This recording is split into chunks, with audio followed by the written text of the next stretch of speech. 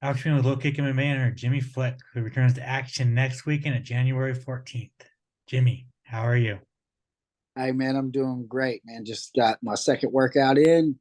Gonna chill until tonight's workout, man. Do this interview and just feeling good, man. Excited. What'd you do with your second workout? My first this morning was cardio. My second workout was my jujitsu. Um, did some technique and stuff, and then did some rolling, and just feeling great, man. Excited. Awesome, dude. Well, I'm excited that you're back, man. You're 11 days out. How are you feeling? Oh man, I'm feeling great. Like I said, shout out to Icon Mills. Like I feel better than I've ever felt weight wise. It's good. It's coming off, and the eating is amazing. I'm eating better than I have. My body is in great shape, and my physique looks good. And I'm excited to see what I'll look like fight night. Awesome, man. How does it feel to be back in a fight camp? Did you miss that aspect of the fight game a little bit, or not? Or fuck no? I mean, you do miss it until you get back to it, man. Shit, man. Fight camp has been tough. And like I said, I jumped right back into this after taking some time off because I realized how bad I wanted it. And ever since July, I just been killing it. And we thought we had Jeff, and then we got the call on 6 weeks notice that we're fighting Charles. So it's just been balls to the wall. Quit my job early December. So I'm excited. It's all in. It's make or break, baby. Awesome, dude. Before we get to your fight, for anyone that does not know, why did you decide to come out of retirement? Well, long story short, man, is like I quit for that family life. I was going to work a 9 to 5, see what my partner at the time wanted to do, and just be there for my kids, man. And that's what it was for a year and a half. And things changed, man, and some things were not what we wanted, and didn't go the way we thought they were, and we kind of split ways. And when we split ways, man, and I just wasn't in the right place mentally, physically, or emotionally. And my coach got me back in the gym. One of my biggest sponsors, Harvest Health, picked me up and was helping me out and got me back in the gym, really motivated me. And I asked my girls, I was like, what do y'all think about daddy going back to fighting?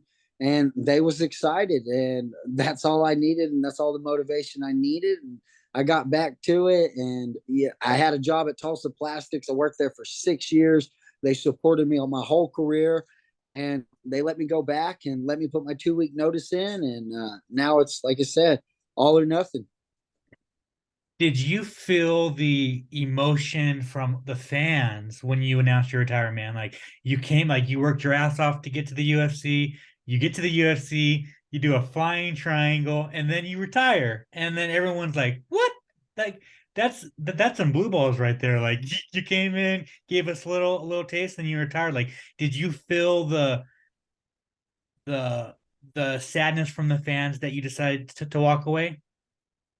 Yeah, man, it was crazy. I mean, got a little bad backlash, but it was a lot more good than it was bad, because like I said, I just lost my passion for the support or for the sport. And it just, and all the reasons and all the whys and everything weren't just matching up no more, man. And it was hard, and like mentally, physically, and emotionally, I broke, man. And I decided to give it up. And I thought it was the best decision to do, and I don't regret it at all. So I'm glad I made that decision.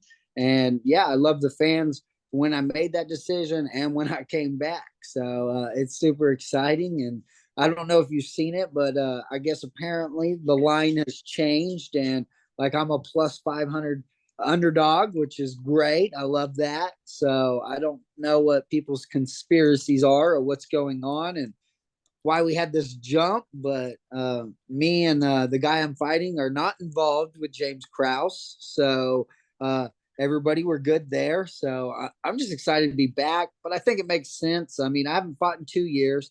I'm a submission guy. Charles is 1-1 in the UFC, very active in the last couple years, and he's never been finished. So I think it makes sense. I mean, it doesn't bother me none. Just thought I'd drop that insight on here. This is the first interview since the odds are broke, and I think they'll slim out a little bit as we get closer to fight night. But I'm gonna finish up this last hard week of training, and I fly out to Vegas next Tuesday, and I am excited. Awesome, man. Awesome. Yeah, I saw that line come out this morning. I was like, that's kind of weird. It was kind of weird, kind of disrespectful, just because I don't know. Like, yeah, you haven't fought in 2 years, but like, like, are you? Is he really a minus 500 favorite? Like, really? Well, actually, I came out as a plus 114. And then overnight it changed. So apparently a lot of money come in on Charles, I'm guessing. But yeah, I don't think he's a negative 500. I mean, I don't think any really flyweight, not many can be a negative 500 versus any flyweight, especially in the UFC. And well, I mean, we're all the best. I mean, when we're all trying to prove we are the best. So I love it. I mean, for the people that bet, sucks I can't bet on myself apparently, because that would be the time to make money. The last time I was a plus 500 was when I fought Johnny Bedford, and we seen what happened there. Yeah, no, absolutely, man. One last thing before we get to Charles. How disappointed were you that Jeff Molina pulled out? Because you would have got a top 15 opponent your first fight back? Very, very disappointed. But then again, it works out great because, like, go ahead and let a lot of people don't know, they don't realize I did not do this. I didn't retire, do anything for money, because what y'all don't realize, I'm locked into a contract. So when I came back, I didn't get no more money. There was no negotiation. It's what that I've already signed the contract for. So my next three fights are already planned out, regardless, based on whether I win or lose. If I win, my money goes up. If you lose, your money don't go up. It's pretty simple. So until after I finish out my contract, I'll never be able to negotiate more money. So that there's no tactic here or nothing. It's just like I said, it had a lot to do with the passion. So I'm excited, man. I cannot wait. And I was very disappointed about the Jeff. And the reason I said the money thing is because if I fought Jeff and I bumped up, I was going to jump right into the rankings. Then I'm probably going to fight somebody else and build myself up. That would have hurt me because I could have been in the top 5 still fighting on a Tuesday night contender contract. Now fighting Charles, not as ranked as high based on how the fight goes and we perform. And if I win, and, will put me close to the rankings, and then that gives me a chance to actually get my other 2 fights and get myself maybe in the top 15, not so much the top 10 before I end out my contract. So it's a good thing. And it did suck because I wanted Jeff Molina. I thought it was a great matchup, but Charles is the G. I'm glad he stepped up, and I'm glad we had enough time to get a replacement. And I'm excited. Yeah, man. All right, well, let's talk about it. Charles Johnson, a fellow former LFA champ. What are your thoughts on the matchup? I think it's a great matchup. I think he moves a lot. He's got good IQ. Um, I think it's great, man. It's a good, tough fight, and Charles has never been finished. And I love finishing people. Greg Fisher had never been finished. I finished Greg Fisher in 38 seconds. Nate Smith had was 6-0 and hadn't been finished as a professional, and I finished him in the third round. I've showed people I can go first round, second round, third round. I know I've been out for 2 years, but the mentality on the training when I come back is the same. And every time I fight, I fight to finish the fight. It's killed or be killed. And, I think me and Charles match up well. And if he's got as good takedown defense, then we'll see how good my striking is. So nobody's got to really see how good my striking is. Cody got off on me a few times. I started slow in that fight, but if you look at the Nate Smith fight, my striking was on point. I got off a lot faster. So I'm hoping for that. I think with Charles, he's going to bring a high paced fight, and I'm going to have to get off fast. I mean, there's no playing it slow, and I'm excited to see how it goes. And we're kicking off the main card. So let's go, UFC. UFC Vegas 67, kicking off the main card. There's Charles Johnson, my first fight back. ESPN Plus. I can't wait. Yeah, man. You're coming back, kicking off the main card. You're back at the apex where you've had some very good success. So with all that being said, man, at the end of the day, January 14th, how do you get your hand raised? By finish, man. I always say finish, but I always like to throw this in there too. I'm 16-5. 16 of my wins are by submission, or 14 of my 16 wins are by submission. I mean, you're probably not going to play me by knockout, but I knock people out. I promise. It's happened. But it, and like same thing, my head kick, it got turned into a flying triangle. That easily could have landed right on the jaw and been my first knockout. So knockouts do come. But I always push for a finish. I don't care if I knock them out. I don't care if I submit them. Obviously, if you're betting me, you're thinking submission. I'm a submission specialist. I love jujitsu. I'm the best black belt in the UFC at 125. I'm ready to prove it. And I want to let guys like Albazi, I'll say it right. He keeps saying he's beat all these black belts. He ain't fought a black belt like me. So I want to come back, prove, that I'm one of the best, why my jiu-jitsu is so good, why I'm so good, and why I'm the brick. I'm the brick because my game's solid all over, just like a brick. I got good stand-up, I got good wrestling, I got good jiu-jitsu. Awesome, dude. Awesome. I mean, that's bad. That's basically a mic drop. um, but I do want to ask before we get out of here, what's your plan for 2023? How active do you want to be? Like, where are your goals at? 3 fights on my contract. I want 3 fights. I want 3 wins. I want 3 finishes and a dream come through true, 3 bonuses, So regardless though, I really do want to finish my 3 fights out in 2023, kick off 2024 in the top 10, top 15 in the UFC on a new contract. That's the plan. Like I said, it's all in. I do this full time. So right after my fight, it's back to training.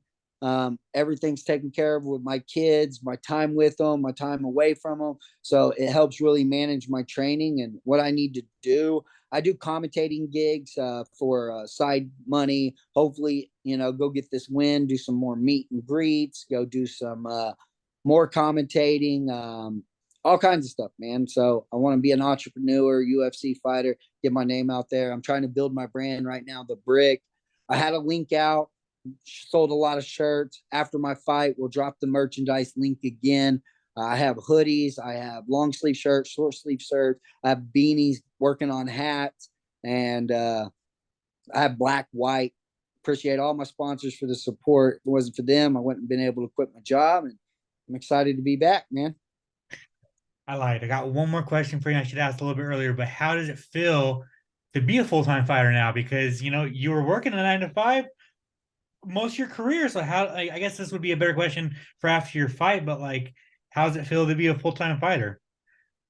Man, it makes it a lot easier for relaxing, making sure I'm getting all the rest time I need. Like usually it's train in the morning. I had to go to work. After work, I got to train, spend time with my kids, manage it. Had a partner at the time. It was tough, man. And sometimes, like when I got back to fighting the first couple of weeks, and I was pushing myself. I was like, man, how did I do it? Like it's so crazy, dude. Like the way I did it, and so now I get to do it with more time on my hands and less stress, and it's been working out great. And hopefully, I perform that way January 14th, and let the world know that I'm back. Does it give you even more confidence that you went as far as you did working a 9 to 5? Now a full-time fighter, where is the ceiling at? Yes, exactly. If I know what I did, why I had a full time job and I managed everything that I managed in my life, now it has made it a lot easier on my body, recovering, my acupuncture, my chiropractor helping me just with whatever I need, and I'm able to manage it. I've done way more interviews. I'm allowed to do a lot more stuff, and it's awesome. It opens up a lot of things for me, help me get my name out there more, do a lot more, not having to work a full-time job. Awesome, dude. Awesome. Jimmy, thank you so much for your time. I really appreciate it, man. Love chopping it up with you. If you want to plug your social media, plug any sponsors you have, and if you want to thank anybody, the floor is yours. That, yeah, I make sure I have my sponsors here to take my hoodie.